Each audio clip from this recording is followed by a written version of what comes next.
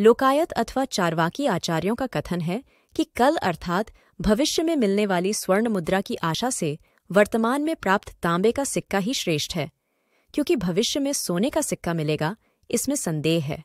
अतः संदिग्ध वस्तु की प्राप्ति की अपेक्षा वर्तमान में हाथ में आए हुए तांबे के सिक्के को छोड़ देना उचित नहीं है। अतः धर्म का आचरण नहीं करना चाहिए, क्योंकि धर्म के अलौकिक होने से भविष्य में फल देने वाला कहा गया है और अदृष्ट फल का कोई निश्चय नहीं है कि वो कब मिलेगा।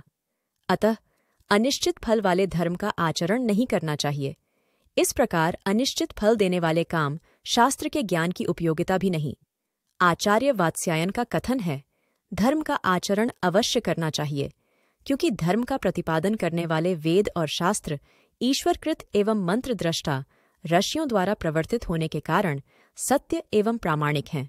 अतः वेद और शास्त्रों में प्रतिपादित धर्म का आचरण अवश्य करना चाहिए। शास्त्रों के अनुसार हिंसादि कर्मों तथा शांतिक, पौष्टिक आदि कर्मों का फल हमें इसी जन्म में मिल जाता है।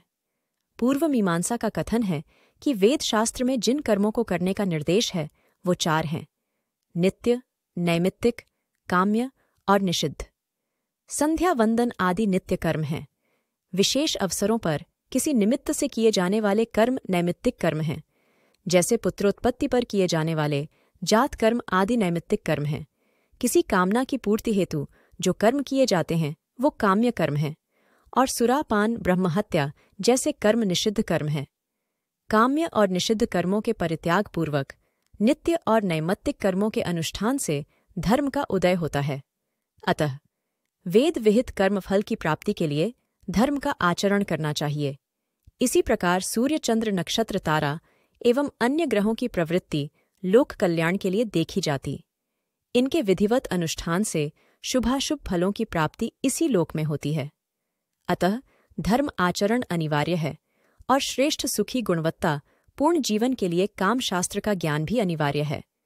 जीवन को समुन्नत और सफल बनाने के लिए वर्णाश्रम धर्म और आचार धर्म का पालन करते हुए ऐहिक लोकयात्रा को सुखपूर्वक बिताकर पारलौकिक जीवन यात्रा के लिए पुण्यों का संचय करना चाहिए। लोक में देखा जाता है कि लोग भविष्य में अधिक अन्न उत्पादन के लिए बीज बोते हैं और इसी लोक में उसका फल मिल जाता है। इसी प्रकार भावी फल की कामना से निष्ठापूर्वक धर्म का आचरण करना ही चाहिए।